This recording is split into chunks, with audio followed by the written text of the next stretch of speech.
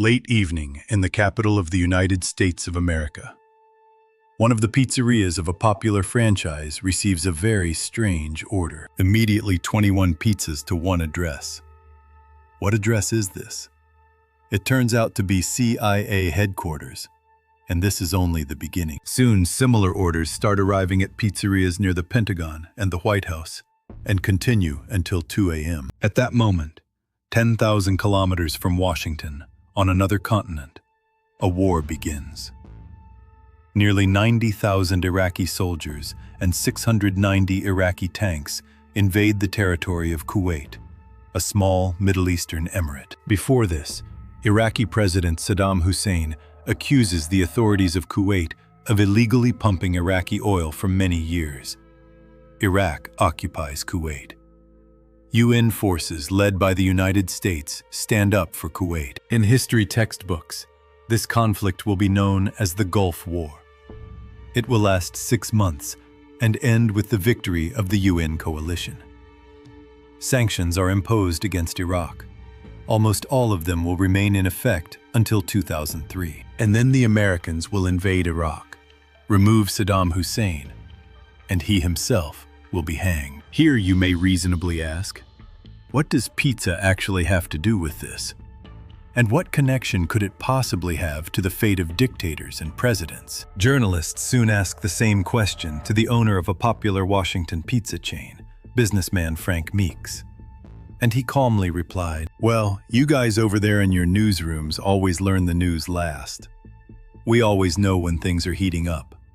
My delivery guys work until morning on nights like that." Meeks suggested that a sudden increase in pizza orders to government institutions could predict the beginning of wars and other historical events. The logic is simple and understandable. The CIA and the Pentagon knew that tensions between Iraq and Kuwait could at any moment turn into open confrontation.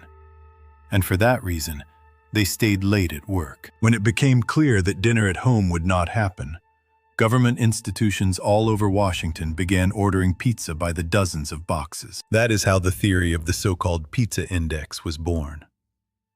One of the most unusual, yet at the same time well-founded and logical conspiracy theories of our time. If you believe it, predicting international upheavals is very simple. Wars, coups, major political scandals. Just watch who orders how much pizza in the American capital, and you will know about all crises in advance. A kind of folk omen of the era of global conflicts with a solid statistical foundation. Understandable to anyone who has ever stayed late at work because of an emergency. Conspiracy theorists even additionally assure that according to nutritionists, people under severe stress tend to crave familiar and high-calorie food. Pizza fits perfectly here, and there is more than enough stress in the lives of Pentagon employees. The theory was so logical that it instantly received wide publicity, gained many supporters, and was even mentioned on CNN. After that, many journalists quite seriously began monitoring pizzas in Washington. It may seem that this conspiracy theory, like all other similar stories, is far-fetched. For example, in 1995, when Congress failed to agree on funding for government agencies, the work of the government was suspended, and a small political crisis occurred. Government employees in Washington ate an additional $9,100 worth of pizza over several days. In January 1998, the pizza index jumped again after information leaked to the press about a possible scandalous affair between President Clinton and a then still unknown woman named Monica Lewinsky, his former intern. Naturally, White House press office employees practically lived at work in those days and managed to order $2,600 worth of pizza above the norm. The next spike was recorded in December of the same year. That was when impeachment hearings against Clinton were taking place in the U.S. Congress. At some point, it seemed that the scandal had apparently run its course. But then the issue of perjury arose. When Clinton testified in court, he categorically rejected rumors of any inappropriate relationship with Lewinsky, and did so under oath. But later, substantial material evidence appeared in the case, including recordings of phone conversations and the president's biological materials, including recordings of phone conversations and the president's biological materials. And accordingly, American lawmakers had formal grounds to impeach Clinton. The vote in the lower house of Congress on impeachment was scheduled for December 19, 1998. Before that, journalists and those who joined them followed the pizza index without taking their eyes off it. And they were not wrong. A new record was set: $11,600. Moreover, it was set by the White House and Congress without the participation of the Pentagon. The figures were comparable to the Gulf crisis. That was the scale of the scandal. By the way, it is possible that pizza at the workplace was exactly what led Clinton to impeachment, serving as the catalyst for his affair with Lewinsky. In Lewinsky's diary, the evening of November 17, 1995, was marked as Pizza Night. That was the same story with the government shutdown. Both the intern and the president stayed late at work that night, and who knows what they were doing there. Rumors that political crises could be predicted by pizza orders reached such proportions that the authorities had to respond.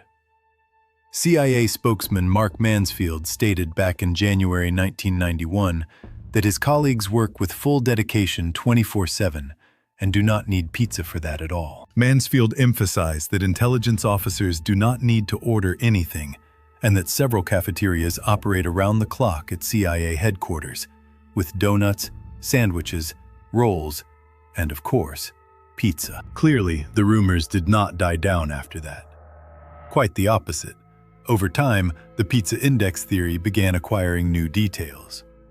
Journalists wrote that the USSR, even at the height of the Cold War, allegedly tracked how much pizza was being ordered in Washington. Journalists wrote that the USSR, even at the height of the Cold War, allegedly tracked how much pizza was being ordered in Washington, and that Soviet intelligence officers thus learned in advance about all the plans of their ideological opponents. As an example, journalists cited the U.S. invasion of Grenada in October 1983. At that time, American President Ronald Reagan, as part of the fight against communism, authorized a landing on a small island in the southeastern Caribbean Sea. 4 years earlier, leftists, led by a young revolutionary, had come to power in Grenada, who established close ties with the Soviet Union and Cuba. Reagan was completely unhappy about this. 4 years earlier, leftists, led by a young revolutionary, had come to power in Grenada, who established close ties with the Soviet Union and Cuba. Reagan was completely unhappy about this. American troops eventually landed on the island. The young revolutionary was overthrown and executed. It is believed that on the night before the invasion, the number of pizza orders to the Pentagon doubled.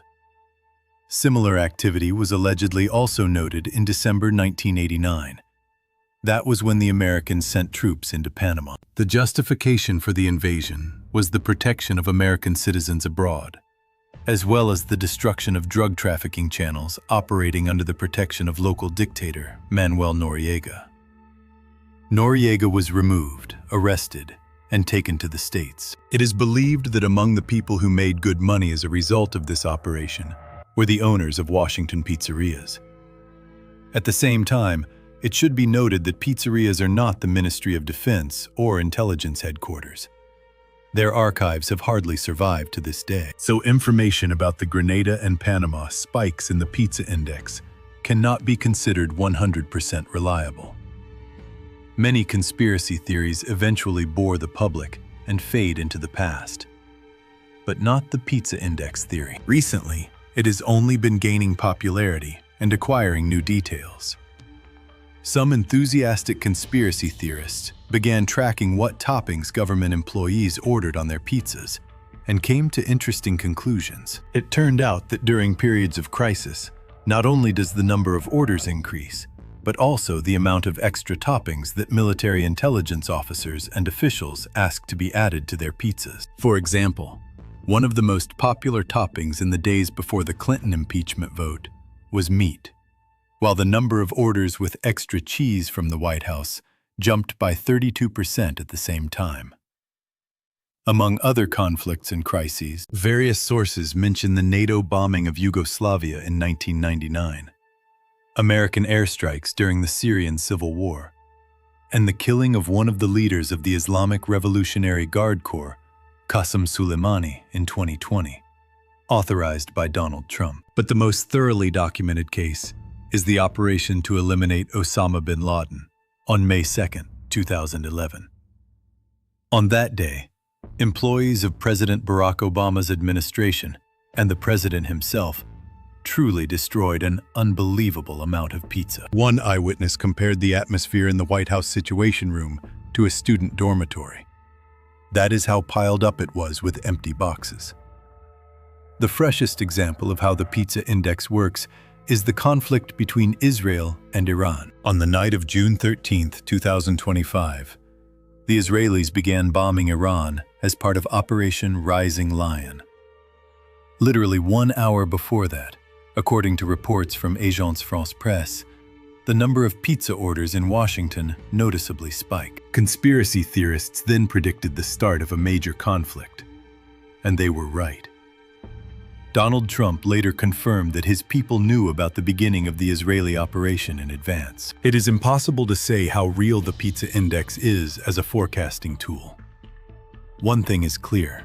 Observations by journalists and pizzeria owners for the past 35 years confirm the theory of a connection between pizza and global-scale upheavals. Of course, one could assume that if ordering pizza really exposed the beginning of strategic operations, government employees would simply be forbidden from ordering it. There is nothing difficult about that. Critics of the pizza index add that if two events coincide in time, it does not yet mean that one causes the other. At the same time, it cannot be denied that sometimes the index really works, and works too well for the theory to be simply dismissed. In recent history, there have been other leaks of a similar kind. For example, amateur intelligence watchers at one point learned to flawlessly determine the locations of American military bases abroad using open geolocation data from soldiers' fitness trackers. They reasonably assumed that Pashtuns were unlikely to wear such devices, and certainly were not running morning laps with them. Some journalists even see the pizza index as a metaphor for the relationship between American society and the government. They say the era of real transparency has long passed, and the government no longer wishes to keep the public informed about its affairs. And only observing pizza sales allows the average American to stay aware of what is happening. Recently, as the political situation in America becomes more heated, the pizza index theory has gained a new, more malicious modification. It is proposed to watch not only pizzerias, but also Washington bars where government employees go after work. If those establishments are empty on a given evening, then their regulars have most likely stayed late at work. Which means, once again, something major is being prepared. What is especially convenient is that this data is open. Google automatically marks search results with labels like busier than usual and less busy than usual.